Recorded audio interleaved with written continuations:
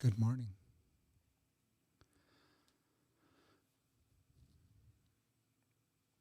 Yeah, so I'd like to introduce you to the Indigenous Wellness Training Society, Episode 9.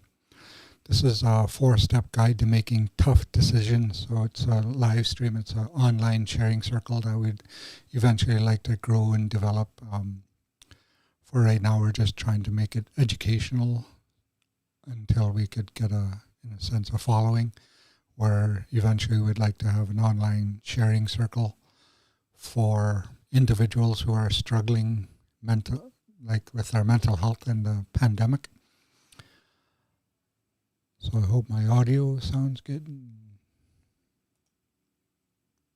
Check. Yeah. Yeah, my name is Jackson. I'm the executive director of the Indigenous Wellness Training Society.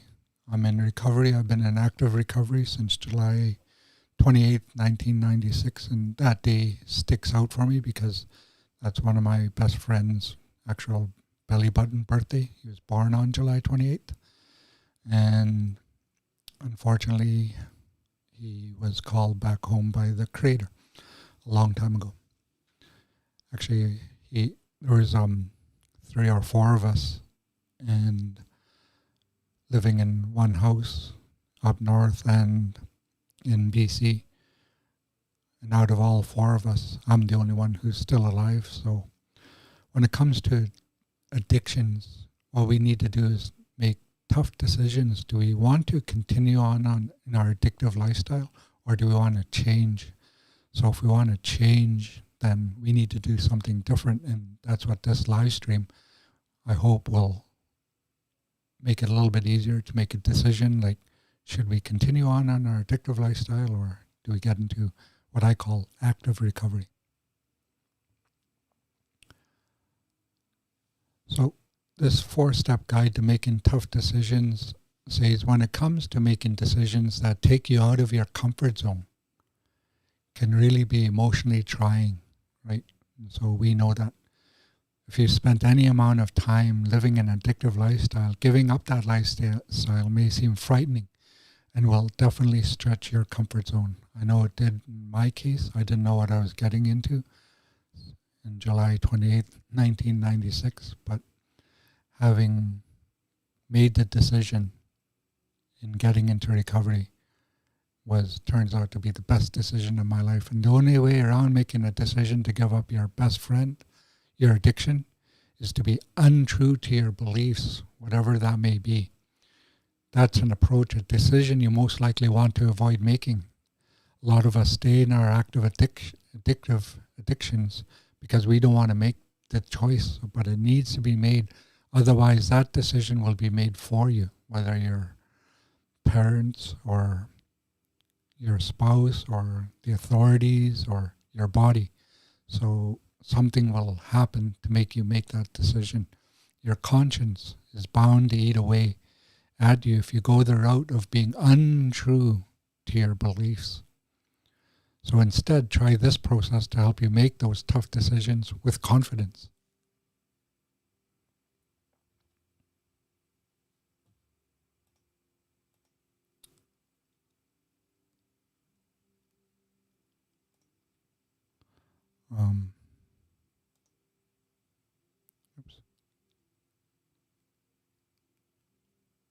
Sorry, I should have figured this out a little bit ahead of time.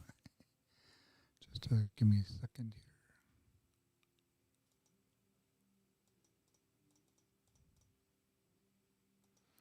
I'm going to cover the picture, but that's okay.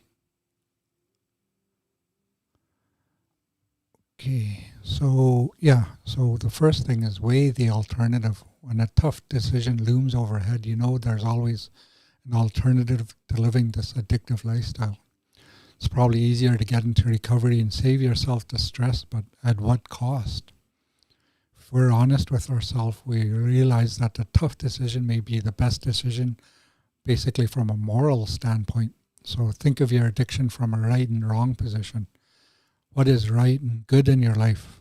Is living an addictive lifestyle the right thing to do? And if it's the right thing to do, then continue living that way you're living. It's a tough decision, though possibly needs to be made. If it's not the right thing to do, then you may need to make a tough decision. Avoid making decisions that you know may rest on your conscience forever. So if there's something in the back of your mind that's telling you that your addictive lifestyle is not morally right, if you decide to continue living an addictive lifestyle, this will make it difficult to live with true peace of mind. It will weigh on you forever.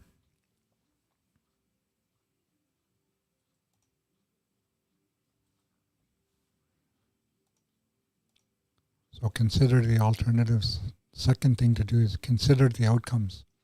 Usually difficult decisions work out for the better in the end, but what you're worried about is some friends may not be pleased with that decision, especially if it was in my case. A lot of the people that I hung out with relied on me to supply the addiction. So when I said, okay, I'm not going to drink anymore, then probably some of my friends weren't pleased with that. The toss-up is between two glaring options. Do we continue living an addictive lifestyle, or do you decide to make a change for the better? A great way to justify making a hard decision is to look at the outcome. Can you see yourself honestly living the red road after making the decision? Can you envision your life being less stressful on the red road? Always remember what you're trying to achieve in life, or better yet, what does the Creator have in store for yourself? So make your decisions based on your goals, whether big or small. Avoid living according to the goals of others, maybe except for the Creator, if you truly want to be happy.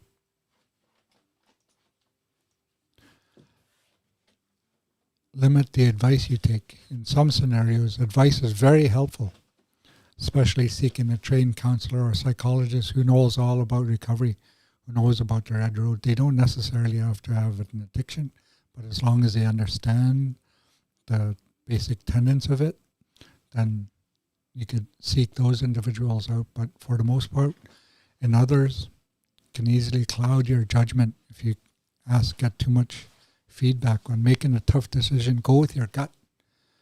It's usually correct if you're aligned with your conscience. What is your heart telling you about your addiction, right? So when you start to hear several different opinions, you can get confused. Of course, you can be courteous to everyone offering their suggestion. You may want to respectfully listen to everybody who's trying to help, but listen with one ear. Use their feedback to inform your decision. It may seem really subtle. It's possible to hear the advice and not take it to heart. It's also possible to weigh everyone's feedback and filter the ones that aren't helpful. Play with this. It takes time to hone and figure it out in recovery. Remember, sometimes quickly, sometimes slowly, but it'll always materialize if we work for it. Another thing that we could do is think outside your comfort zone.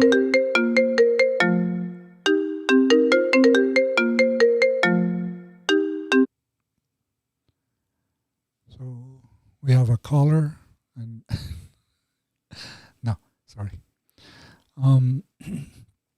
I think that was for something else, but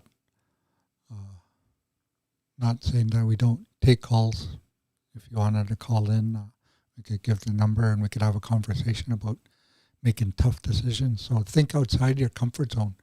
Remember that life in general tends to be uncomfortable. I'm uncomfortable right now. So living the red road is no exception. While you would prefer otherwise, it's a reality that you just sometimes have to face. When you prime your mind to think of discomfort as a norm, tough decisions become easier. Recovery will not be comfortable. It will not be comfortable at all.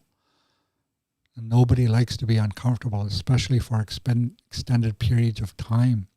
But that's what you'll be if you avoid making the tough decision when it's necessary for your well-being. Remember, the first year is a gift. The second year, and almost every year after that, you'll need to work for it. So what type of work? That's up to you. There are a lot of resources at your disposal to get into recovery. can even reach out to us here at iwtscanada.org and click on the book appointment. So if you know something is right, aim to block out all the noise and listen to your conscience.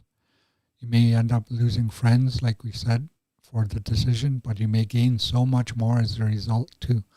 I know I've lost a lot of friends. I haven't, like when I put the plug in the jug in a sense, all the individuals that I used to hang out for the first 2 years disappeared.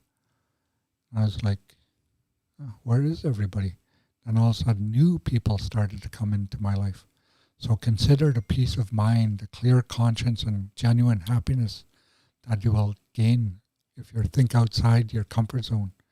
Consider the promises like slowly becoming true in your life, like it has come true in other recovered lives that came before us.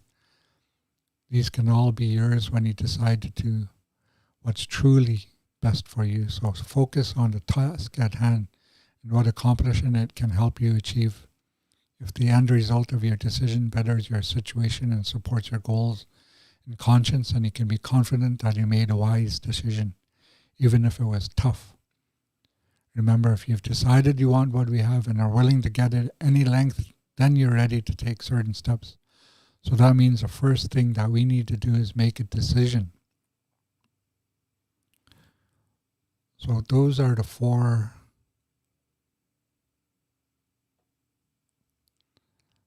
things that will help you make a decision.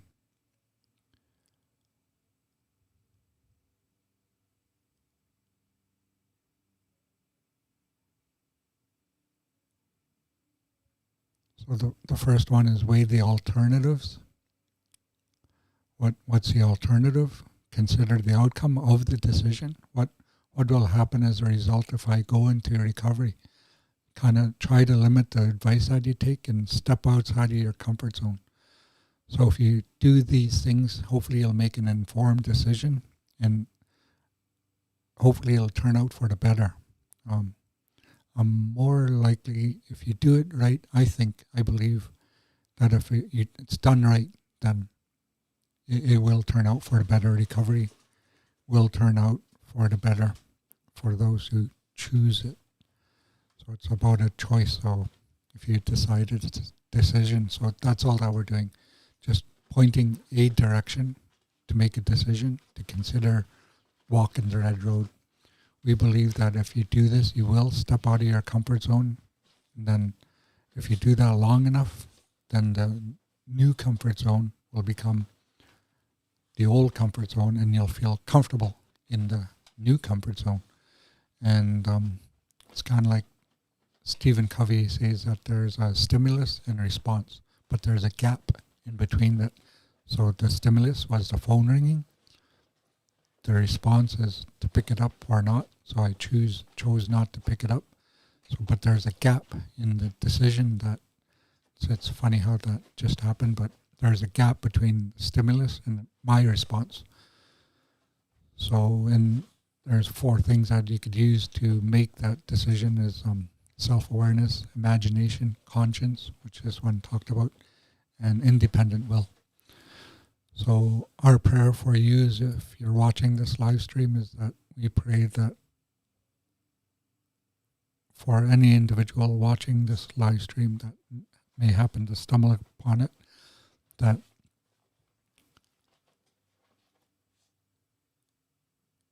all we're trying to do is help you make an informed decision, step outside of your comfort zone, limit the advice that you take, focus on the outcomes, and look at weigh the alternatives. Like if I continue in my addictive lifestyle, what'll happen? If I get into the red road, what'll happen? So weigh the alternatives, follow your heart, look deep inside of yourself, say, do I really want that drug? Do I really want that alcohol, right? Like your body may be craving it because we get cravings in our body, but in your heart, is that the right thing to do? That's all that we're asking. And so if you need assistance in making an informed decision, then you could reach out to us. We could help maybe for the initial steps to figure some of this out, and then deciding what the next course of actions to take, because it's all part of change. And so our prayer is that if you stumble upon this, you need some assistance, reach out to us and all our relations. Our question is, what are you going to do today that'll help you make a decision? All our relations.